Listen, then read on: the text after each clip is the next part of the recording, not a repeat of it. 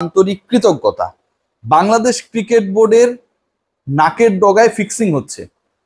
Bangladesh cricket board যেখানটায় অবস্থিত সেই মিরপুর শেরেবাংলা স্টেডিয়াম হোপ ক্রিকেটে পুরোপুরি ফিক্সিং হচ্ছে। এখন আপনারা অনেকে দাবি করতে পারেন যে আমার কাছে কি তথ্য প্রমাণ রয়েছে, আমি কিভাবে এটাকে ফিক্সিং দাবি করি। বাংলাদেশে আজকে যত গণমাধ্যম রয়েছে এবং প্রত্যেকটা গণমাধ্যমের যে স্পোর্টস সেগমেন্টটা রয়েছে, প্রত্যেক গণমাধ্যমে, আমি রিয়াসাদ আজিম এই সন্দেহ প্রকাশ করার আগে পরে অসংখ্য রিপোর্ট হয়েছে যেভাবে শাইনপুকুর ইচ্ছাকৃতভাবে পয়েন্ট দিয়েছে গুলশান ক্রিকেট ক্লাবকে, যেভাবে একটা দল অবনমিত হচ্ছে, জয়ের জন্য প্রয়োজন 6 রান, হাতে রয়েছে 1 উইকেট, পুরোপুরি স্পষ্ট হয়ে যায় কোন উদ্দেশ্যে কোন পরিকল্পনায় এই ঘটনাগুলো ঘটছে। দুটো জিনিস ঘটতে পারে, একটা হচ্ছে যে গুলশানকে পয়েন্ট ছেড়ে দেওয়া, স্পেকুলেশন নাম্বার 1, যে তাদের সুপার লিগ নিয়ে আর কোনো প্রশ্ন থাকলো না, এবং ক্রিকেটাররা এই প্রশ্নটা তুলেছে। অসংখ্য ক্রিকেটার আমাকে ফোন করেছে, কথা হয়েছে সরাসরি, এবং এই প্রশ্নটা তারাও তুলেছে। দ্বিতীয় যে পয়েন্টটা, সেটা আরো ভয়াবহ, যে এভাবে এরকম একটা ম্যাচ, যে ম্যাচটায় ধরেই নেওয়া হচ্ছিল যে শাইনপুকুর জিতবে, বড় অঙ্কের কোন একটা জায়গায় হয়তো বাজি হয়েছে, তারা গিয়ে সেই ম্যাচটা শেষ পর্যন্ত হেরে যে পক্ষ বাজি ধরেছিল তাদেরকে নিঃস্ব করেছে, এবং যে পক্ষ অপোজিট পজিশনে ছিল তাদেরকে উপরে নিয়ে গেছে। এই দুইটার বাইরে কোনো আলোচনা নেই। এখন এই দুইটা আলোচনা যেটাই হোক না কেন, ঘটনা যাই হোক, পয়েন্ট ছাড়া অথবা বাজির দরকে প্রমোট করা, একটা বিষয় ইন্ডিকেট করে, সেটা হচ্ছে দুর্নীতি হয়েছে সবশেষ মিরপুর শেরেবাংলা স্টেডিয়ামের এই পার্টিকুলার ম্যাচে, যেখানটায় ধারাভাষ্যকার পর্যন্ত যিনি সেখানটায় ছিলেন তিনিও এক্স ক্রিকেটার, তিনি অবাক হয়ে গেছেন, আমরা তো অবাক হয়েছি। বাংলাদেশ ক্রিকেট বোর্ডের কাইন্ড অফ পেট্রোনাইজেশন এই ঘটনাগুলো ঘটছে। সবশেষ বিপিএল যদি আমরা খেয়াল করি, সেখানটায় অনেকগুলো ম্যাচেস নিয়ে প্রশ্ন সন্দেহ তৈরি হয়েছে, রিপোর্টিং হয়েছে। সেই পার্টিকুলার বিপিএল এর সবচেয়ে সমালোচিত, আলোচিত, বিতর্কিত যে ফ্র্যাঞ্চাইজি, যেই দলকে নিয়ে সবচেয়ে বেশি সমালোচনা এবং সন্দেহ তৈরি হয়েছে, সেই রাজশাহী, সেই দলকে ফ্র্যাঞ্চাইজি ভুক্ত করার জন্য বিপিএল এর সবশেষ আসরে তারা যেন দল পায়, সেটার জন্য বাংলাদেশ ক্রিকেট বোর্ডের টপ ম্যানেজমেন্ট থেকে একটা বড় ধরনের সুপারিশ ছিল।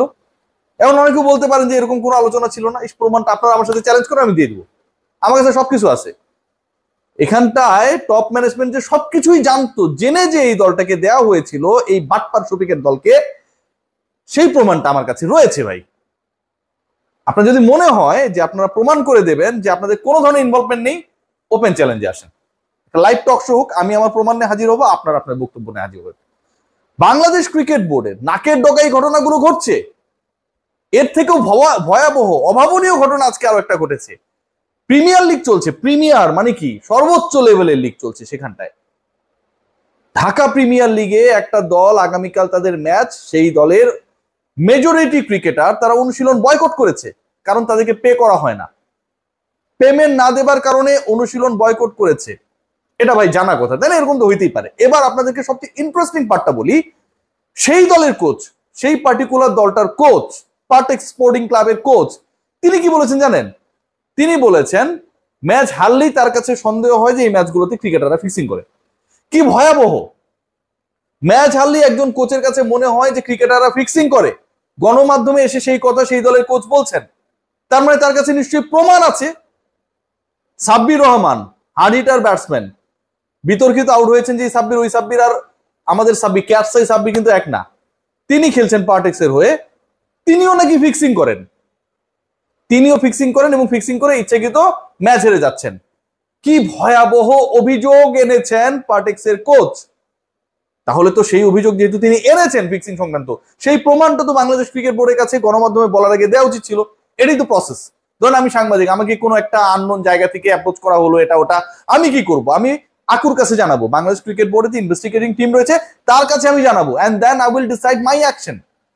কোচ এসে বলছেন, এবং সেটা হারার পরে মনে হচ্ছে, যখন ক্রিকেটাররা পরাজিত হলো, যখন ক্রিকেটারদেরকে তাদের পারিশ্রমিক দেয়া হলো না, যখন ক্রিকেটার স্ট্রাইকে গেলেন, তখন সেই দলের কোচ, আগে কিন্তু বলেন নাই, গণমাধ্যমে এসে বলছেন যে ক্রিকেটাররা ফিক্সিং করেছে।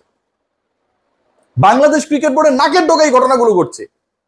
বাংলাদেশ ক্রিকেট বোর্ডের নাকের ডগায় এই ঘটনাগুলো যখন আজকে ঘটছে, তখন বাংলাদেশ ক্রিকেট বোর্ডের দুই প্রভাবশালী ব্যক্তিত্ব, পরিচালক এবং প্রেসিডেন্ট নাজমুল আবেদিন ফাহিম এবং ফারুক আহমেদ, কেউই আজকে পুরো ঘটনা অ্যাড্রেস করার জন্য এভেলেবেল প্রপারলি ছিলেন না।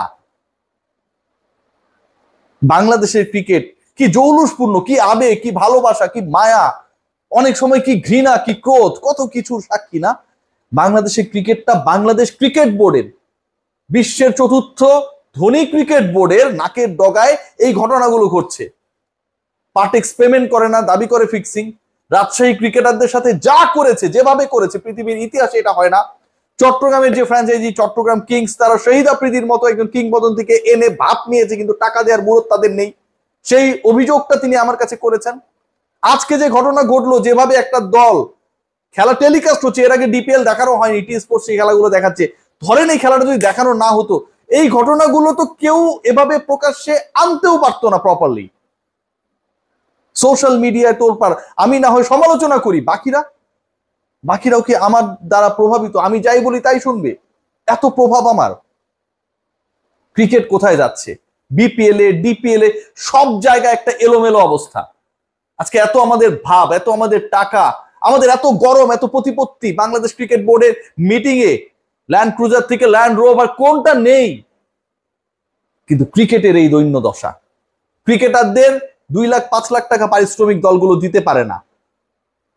কোন দল টপ 6 এ খেলবে, কোন দল খেলবে না, সেটা যখন এভাবে ডিসাইড হয়ে যায়, এর থেকে দুঃখজনক আর কোনো কিছু হতে পারে না। বাংলাদেশ ক্রিকেট বোর্ড, আপনারা শুনছেন নাকি আপনাদের চামড়া গন্ডারের মতো মোটা হয়ে গেছে? আসলে ব্যথা পাবার 1 মাস, 1.5 মাস, 3 মাস পরও আপনারা সেটার অনুভূতি পান না। কিছু বলার নেই, সবাই ভালো থাকবে।